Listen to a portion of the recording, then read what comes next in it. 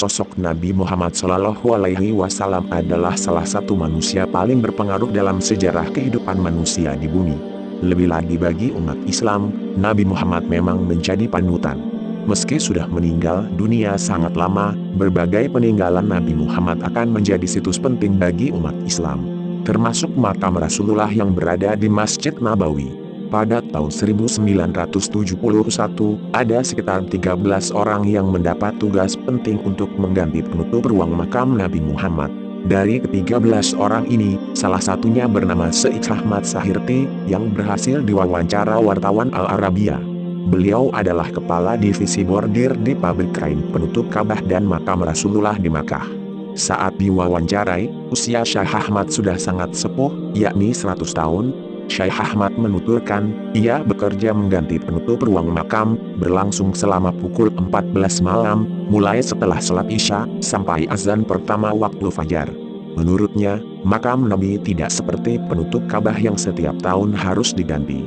Penutup ruangan makam Nabi sangatlah jarang diganti, itu karena penutup makam itu terletak di dalam ruangan tertutup, dan tak pernah tersentuh oleh siapapun. Terakhir kali diganti pada tahun 1971, tepatnya saat Syekh Ahmad ditugaskan mengganti penutup tersebut.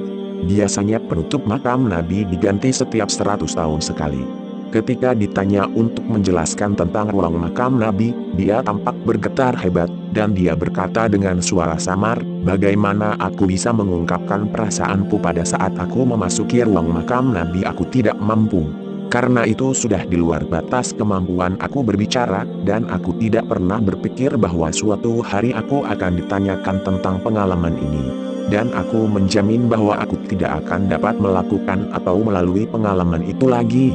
Kami adalah orang pertama yang masuk, bersama Sayyidil Habib A.S. Atsara, salah satu tokoh Al-Madinah Al-Munawwarah, yang merupakan Direktur Wakaf Keagamaan Madinah pada saat itu, dan Habib Moghrabi dari manajemen pabrik, dan Abdul Al-Karim Flomban, Nasir Kari, Abdul Ar-Rahim Bukhari dan lain-lain. Kami berjumlah 13 orang, aku tidak ingat sebagian besar dari mereka, karena saat ini mereka telah meninggal dunia, kembali kepada rahmatullah. Kami didampingi kepala suku Aghas, yaitu suku pemegang dan penjaga makam Nabi secara turun-temurun. Syekh Ahmad bercerita ketika ia bersama teman-temannya memasuki ruangan makam, tercium bau harum yang aromanya tidak pernah tercium sebelumnya. Aroma keharumannya sangat luar biasa, bahkan sampai bertahun-tahun kemudian. Sejak itu Syekh Ahmad belum pernah lagi mencium keharuman seperti itu. Syekh Ahmad berkata, "Lihatlah lensa kacamata ini," dan ia menunjuk ketebalan kacamatanya, "dan lihatlah berapa banyak rambut putih, itu semua menunjukkan berapa berat tahun kehidupan yang kubawa. Usiaku, meski tidak menghitung, tapi aku pernah mendengar mereka mengatakan bahwa aku lahir pada tahun 1333 Hijriah atau 1917 Masehi.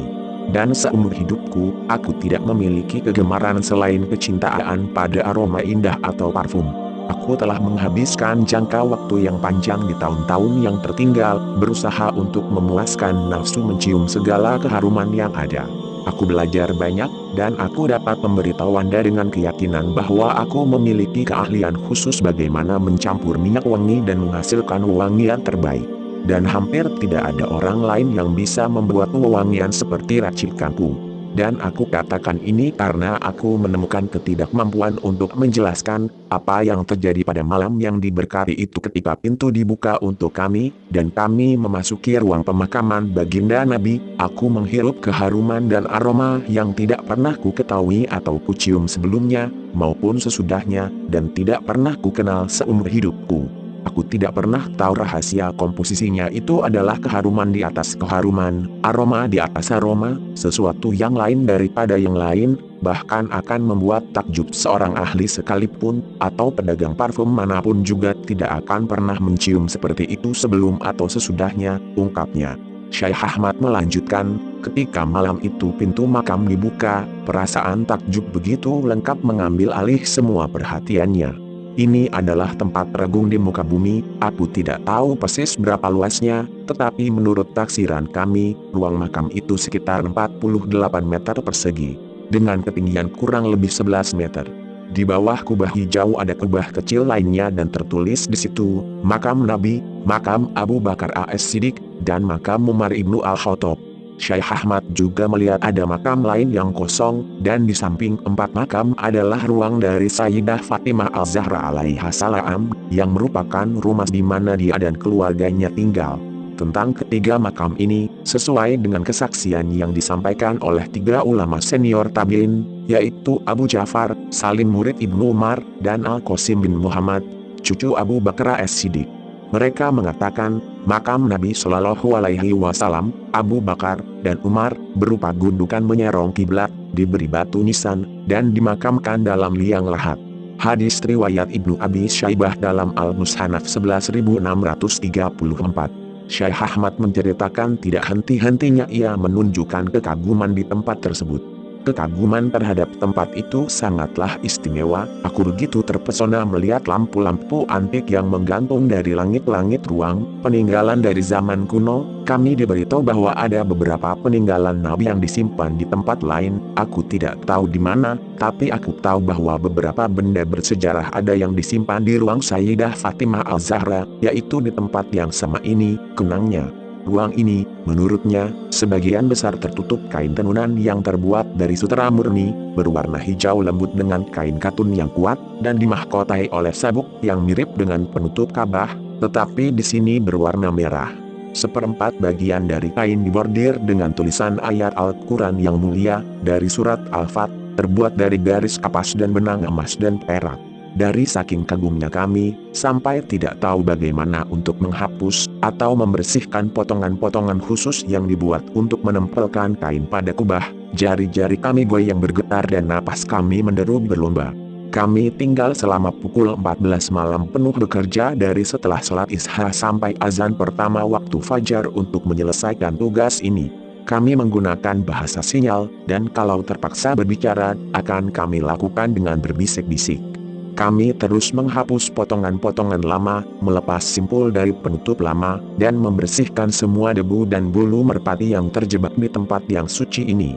Itu terjadi pada tahun 1971, dan penutup lama yang kami ganti telah berusia 75 tahun, sesuai dengan tanggal yang tertulis di atasnya, urainya. Syekh Ahmad mengatakan, pada saat itu matanya sudah lemah, dan kacamata ini tidak pernah meninggalkan matanya sejak bertahun-tahun sebelumnya. Tapi di ruang itu ia berubah menjadi orang lain. Sungguh aku merasakan hal itu, dan perbedaan itu sangat jelas bagiku, katanya. Syekh Sahirti bersumpah, ketika mengatakan, di situ aku sanggup untuk menempatkan benang ke lubang jarum tanpa kacamataku, meskipun cahaya sangat redup di tempat di mana kami bekerja. Bagaimana Anda bisa secara ilmiah menjelaskan hal ini? Dan bagaimana Anda bisa menjelaskan fakta bahwa aku tidak merasa alergi? Aku adalah penderita alergi akut, aku akan batuk parah jika sedikit terkena debu. Tapi pada waktu itu, aku sama sekali tidak terpengaruh oleh debu ruangan, atau pasir yang terbang ke udara. Seakan pasir tidak lagi pasir, dan seolah-olah debu menjadi obat untuk penyakitku. Aku merasa bersemangat dan muda, seperti ketika usiaku belasan tahun, padahal waktu itu usiaku sudah lebih dari setengah abad, ceritanya. Ada keanehan lainnya, selama berada di makam Rasul, Syekh Ahmad sanggup mengangkat kain bordir penutup lama sendirian. Padahal ketika telah berada di luar ruangan, kain bordir ini tidak bisa terangkat, sekalipun oleh 5 orang pemuda. Syekh Ahmad berkata, satu lagi hal yang aneh terjadi padaku yang rahasianya, belum aku mengerti hingga saat ini. Kami harus mengambil kain bordir penutup lama, sepanjang 36 meter masih tersisa. Aku mengatakan kepada mereka untuk melipat dan membungkusnya dan meninggalkannya di situ. Aku pergi ke sana, dan meskipun tubuh ini sudah tua dan lemah, tapi aku sanggup memanggulnya di atas bahu ini. Aku pergi keluar dari ruang mulia itu tanpa sedikit pun merasa berat. Tapi setelah di luar, mereka datang dengan 5 orang pemuda untuk membawanya dari tempat aku meletakkannya dan mereka tidak bisa membawanya. Syekh Ahmad mulai menangis pelan-pelan dan sambil mendesah, mereka bertanya siapa yang membawa karung bungkusan itu keluar, yang bagi mereka sangat berat, dan 5 orang pemuda dan kuat tak sanggup mengangkatnya. Saat ku jawab aku yang mengangkatnya, mereka tertawa dengan penuh rasa tidak percaya, hingga datang Syekh Abdul Rahim Bukhari, penulis kaligrafi yang terkenal itu bersaksi bahwa benar dia telah melihat aku Syekh Ahmad Sahirti yang mengangkatnya sendirian. Tutupnya.